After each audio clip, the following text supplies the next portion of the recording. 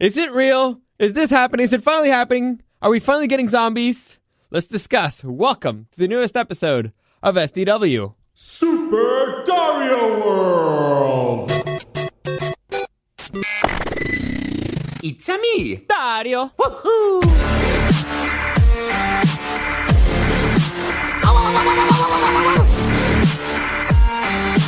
Let's go! All right, so before we get into this, which I think this is going to be a short one because I also have to record my Spanish podcast. Let me give you a quick reminder that you can listen to the podcast everywhere, man. You can find it everywhere. I just got a confirmation that it's officially, the Spanish one is officially part of the iHeartRadio app. It's officially part of everywhere. So you can find it on iTunes, SoundCloud, YouTube, Spotify, Google Podcast, everywhere. Everywhere. Podcast Addict, everywhere. As Super Dario World Podcast. You can also find my live stream stuff, which I'm hoping that I'll finally be able to get up and running. I got a bunch of equipment yesterday. As I was putting it together, I realized I need a bunch of wires that I'm still missing because they never tell you when you're ordering stuff, you still need extra wires and it doesn't come with wires. Point is, hopefully I'll get it up and running today. Today, Junior. Today, Junior. And you can find that on Twitch and Mixer as Super Dario World. I'll be keeping you updated of when I'm about to do a live stream or something, either via my Instagram or via Facebook. Facebook, you can find it as Super Dario World. Instagram is Super Dario _World. I'll be loading stuff there. I'll keep you updated on everything that's going on. I'll keep you updated through there. I got a lot going on. All right, got a lot going on. I'm spread all around, but doing my best here. Anyway. Let's talk about this. Oh, and also a reminder that tomorrow you will be getting my special podcast in Spanish, Super Dario World en Español. And I had a big news about video games here, and I realized that I haven't really explained the whole thing in Spanish, so that's pretty much what I'm going to be talking about if you wanted to know. In case you were curious, that's what I'm going to be talking about. A lot of the video game mental health controversy thing, because I haven't explained it. Anyway, so let's talk about zombies. All right. If anybody who says that the whole zombie thing is not real and it's not possible and everything, I get it. I see where you're coming from, but also you suck and you're boring and it's a fun thing to think about, and why are you such a party pooper? I don't get it, man. I love it. I love the whole daydreaming about scenarios, having the conversation with your friends, like what would you do, who'd be on your team, what would you have, what would be your weapon of choice, all the pack. It's a fun conversation to have. So the people who poo-poo it, you know what? You suck, all right? You suck, because I love it. I love talking about zombies. I love video games that have to do about zombies. Movies, not so much. Shows, not so much. It depends on the type of zombie, because the walkers annoy the hell out of me. I don't understand how anybody could be killed by a walker. The only situation where I'm like, all right, maybe, is I remember the pilot episode from The Walking Dead. That pilot is the best episode of The Walking Dead. From there, it kind of just goes downhill. But the problem is that the pilot was so good. And in that situation, you have to see, like, oh my God, that's how a walker zombie could get you. They could get you. From there on out, I've seen runners. You can't compare a runner with a walker. You just can't, right? Runners, way scarier. Way, way, way scarier. And there's so many different iterations of zombies. There's zombies that can think. There's zombies that are that infected with a bite. There's some things that are a parasite. Some of them are a disease. Some of them are, what is it called? A fungus. That's one of my favorite ones because it's from The Last of Us. There's a lot of different types of zombies out there, right? A lot of them. And it's a lot of fun to think about. And it's variations, and it's a fun conversation to have. Okay? It's a fun conversation to have. And so, well, I'll get to the news, and then I'll get into my thoughts of what I do. Because, again, it's a fun thing to talk about. So, the news came down today, and we actually talked about it during the show, that apparently, well, it was, I actually found a study all the way back from 2011 about this subject, but I don't know why it resurfaced recently, and by recently I mean yesterday. So, and I'll read you the headline. It's always easy to read the headline. All right, so experts claim that the apocalypse is closer than we think, as zombification parasite may have already infected humans. Now, I know what that headline sounds like. It's not as cool as you'd think, unfortunately. Basically, what they're talking about is that there's a parasite that has infected rats, and this causes rats to be attracted to a toxin in cats' urine. And so that's the rats have been kind of like snuggling up to cats and stuff and dying. So to them, that's zombification. I can just read you the quote. Well, the whole thing, all right? One parasite in particular could lead to a potential zombie apocalypse in human beings. A single-celled parasite called Toxoplasma actually already infects around 40 million Americans a year, according to the Center of Disease Control and Prevention, CDC. Other studies have found that this parasite actually impacts human behavior. Mr. Atkins said the parasite somehow evolved to make a rat get turned on by the smell of cat urine, so it goes up to a cat and snuggles with it, and then it gets eaten, which completes the life cycle of the Toxoplasma. If that's not zombification, then what is? Okay, all right. There's a lot there, but to me, that's not zombification. It sounds like a dude using the word zombie trying to sell a study, right?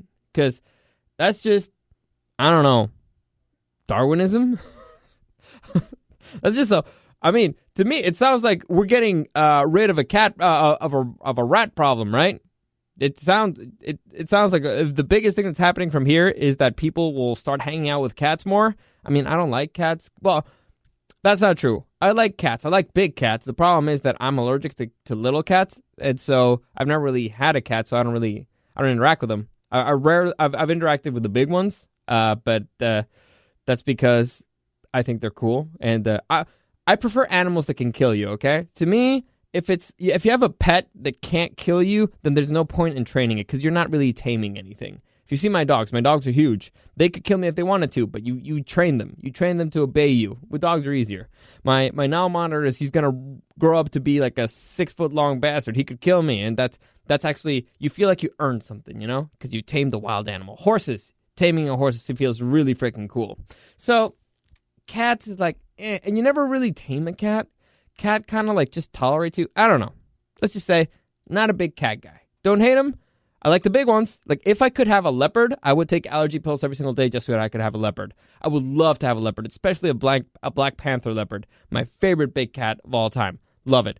Why are you asking? It's not the biggest one. It's not the strongest one. Why would I want a leopard? Because leopards are smart, bro. They're the smartest ones. Leopards they're not as fast as a cheetah. They're not as strong as a lion. They're not pack animals, and yet they survive on their own. How do they survive? They're in the same savannah. How do they survive? How do they also survive in the jungle? How do they survive everywhere? Because they're smart. They're smart. They hunt from trees. They're strong enough to bring their prey up to trees, and the lions are like, hey, you give me that antelope. Leopard's like, ha-ha, I'm up here, bitch. I can stay up here for a while. I got food. Suck it. And so they're smart. They're smart animals. I like them. So if I could, I would. If any, you know what? I'll throw it out there. If any of you knows how I could have, if I could get my hands on a leopard, I will greatly appreciate it forever. All right? Throw it out there. Gauntlet is thrown. It's up to you if you pick it up.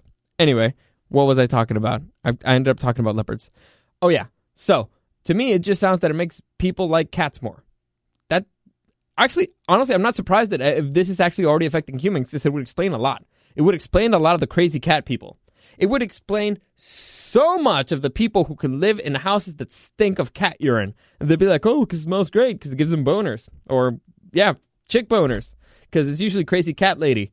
So, this study makes perfect sense, and it sounds like the only bad part of me is that it's going to be a lot more cats, and cats are actually responsible for the extinction of a great number of species. Cats are such efficient killing machines. Like, they were designed to kill, and so they're actually kind of invasive, and so they've actually caused the extinction of a lot of species. And if you kill one species, then it's a domino effect that affects the other one, another one. Point is, a lot of cats around, not good for the environment, but less rats, I can live with that. If that's what's coming out for this thing, people getting boners from cats and rats committing suicide, I don't see what the problem is. It could also be, just cats evolved to find a way to attract their prey, Again, the most efficient killing machine out there.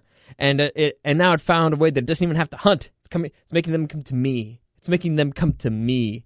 So I'm okay with that. This story's stupid. The dude just started to use the word zombie, honestly, because he wanted to get attention for his article. So that is that. Now let's talk about zombies, because that's actually fun.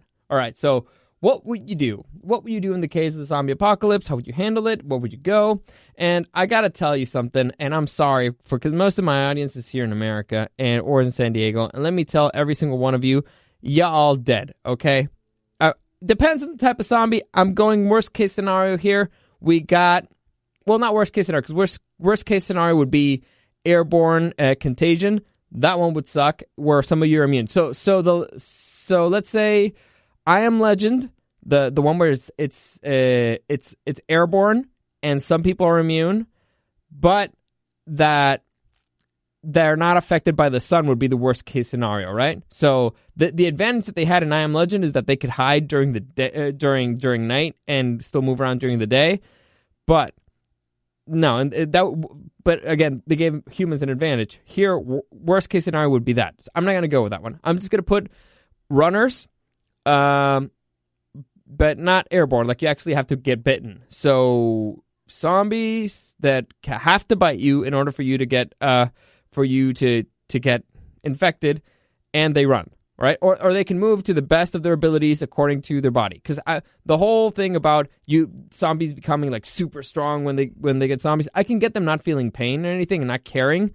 That's why they can be a little bit wilder in the movements. But still, come on, let's try to keep it real, okay? Let's try to keep it at least a little bit real. Anyway, so being a zombie doesn't give you super muscles. Anyway, where was I? It does make you more aggressive, though. And, adrenaline spikes and all that stuff. But anyway, so that's the scenario we're talking about here. All you Americans, you're dead. Most likely. Because, and I'll tell you why. It's because of the great American dream of your white picket fence. White picket fences protect nothing. Nothing. The zombies are going to zombies are going to burn through suburbia like that. You ain't even gonna see it coming. You're dead.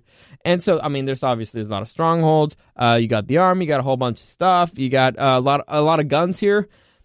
Still won't be enough, because there's way too many people that are gonna get to like that, and you're dead. So my plan has always been, the moment that I hear that something is starting, I'm going to get on my car and I'm going to go to Mexico, south to Mexico, as quickly as humanly possible. Now, if I'm a little bit late on it, if it's already here in the area, if it's already, like, I know that I can't make it to the border. I know that it's too much chaos. The roads are closed down. The border's shut down. What would I do? That's different.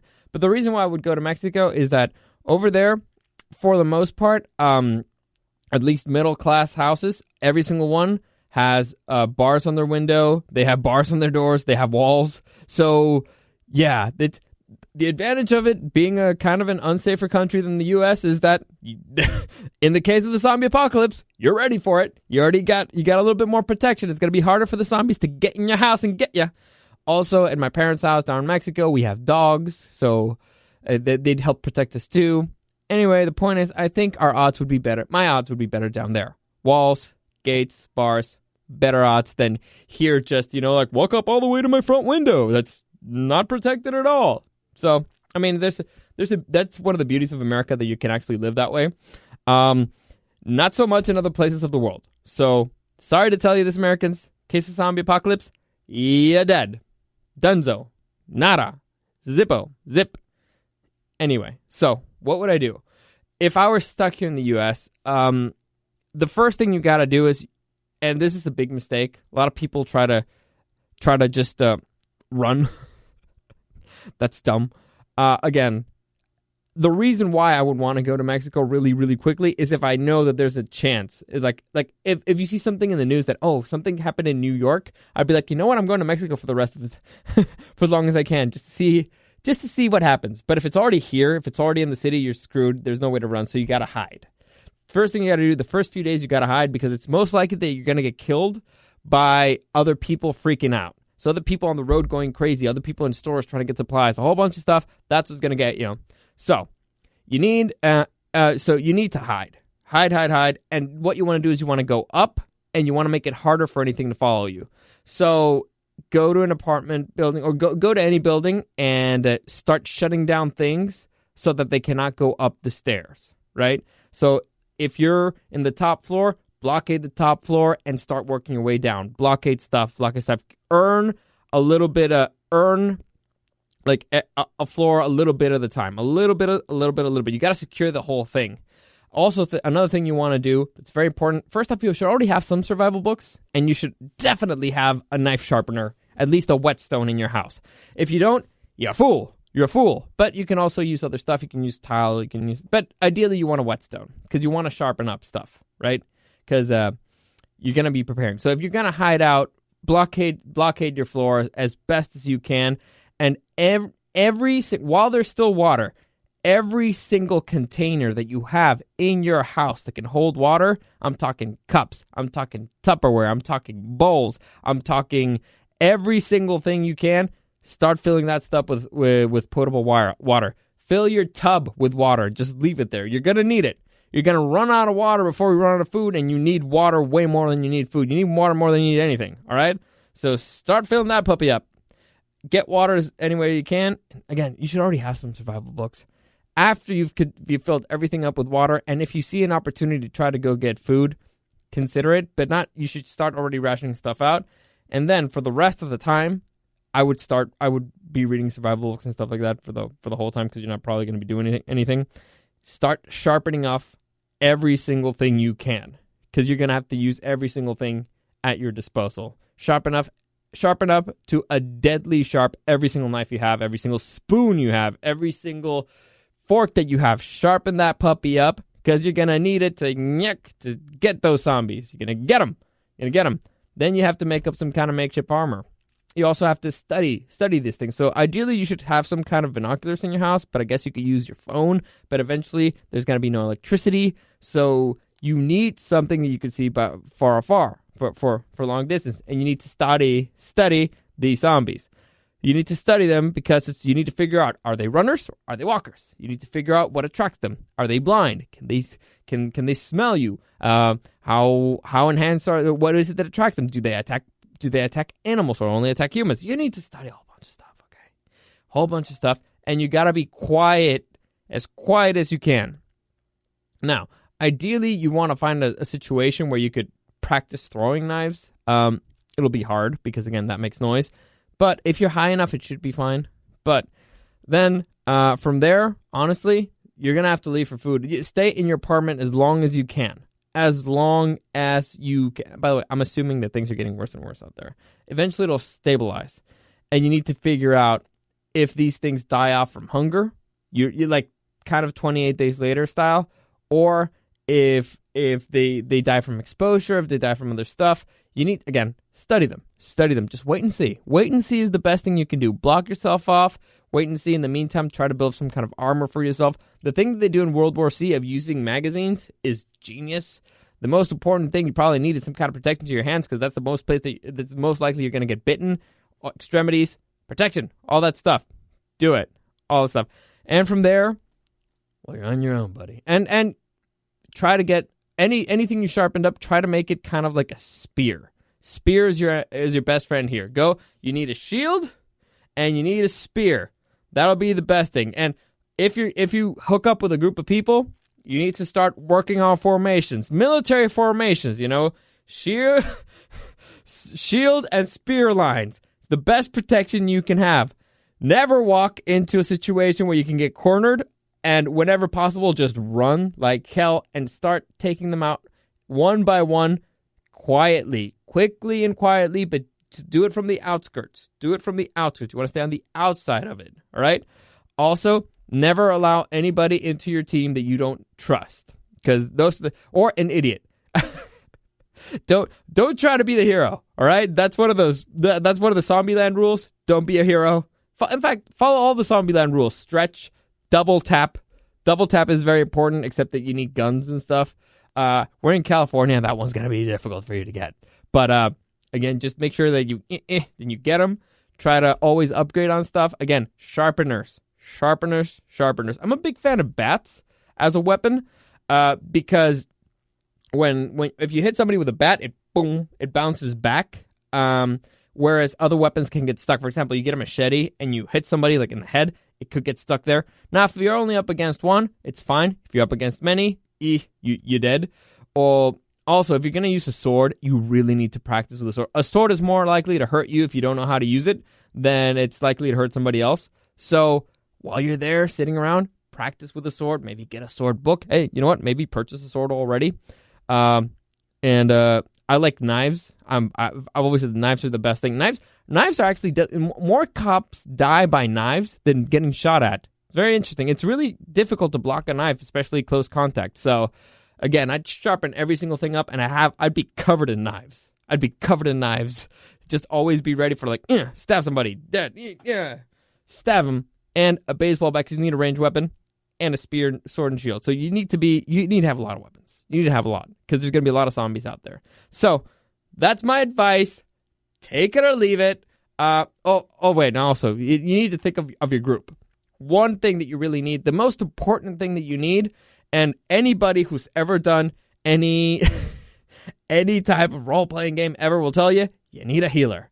So you got to find yourself a doctor or anybody who knows a little bit of medicine. I'm talking vets, I'm talking dentist, I'm talking veterinary, I'm talking freaking pharmacist. Anybody who knows anything about medication, get one. All right? You got to find one, and you protect that person more than anybody else in the world, okay? More than anybody else in the world, you protect your healer. That's the most important thing. Now, if your healer's an idiot, then, you got to let him go, and you find another healer. Or, you know what? You let him go the moment you find a better healer, and you just replace him. Or even a mediocre healer. Because a mediocre healer is better than a brilliant idiot healer. And by that, I mean great healing skills, but total lack of common sense. So you need to set up a team. Number one, you need healer. That's the most important thing. Now, you need to figure out your role within this team, okay? That's very important. There's got to be a pecking order always. Everybody needs to decide. This is not a democracy, people. You need to figure out who the leader is. You need to figure out who the enforcers are. You need to figure out who the first, second, third in command is. You need to figure out everything. And everybody needs to be on the same page, because the moment somebody screws up, you're dead. Or at least that person's dead, or they're going to be in the outs, right? Figure it out. Start thinking of your team. You don't want to make a group that's too big. You don't want to make a group let's say, that'll slow you down. By that, I mean, let's say you have a group that ends up being 100 people, and let's say 80 of them are children. You're dead. You're going to have a whole bunch of zombie kids running around pretty soon. So think about all that stuff when you're planning your group. Now, I know what you're thinking. Well, I can't leave so-and-so around. Well, then you're going to have to figure out, okay, so I need to have like a stronghold somewhere where I can keep all the slow people. And by that, I mean people who can't run as fast or can't survive or can't jump as high. And then you're going to have a group of actual people who are going to do all the work, all the risky stuff. So you need to figure it out. And the best thing you could do, honestly, is once you find that stronghold, try to expand it slowly. Don't get greedy. Slowly, little by little, and start setting up traps. I know what you're thinking. Traps? What type of trap would you put, Dario? Let me tell you. I would use something that, first off, it has to be high, right? And I would use, like, for example, it all depends on what weapons you have. But let's assume that the only thing that I have is, like, a spear. So you want to do something that attracts the zombies. You have to figure out what attracts them. Let's say they're attracted to noise.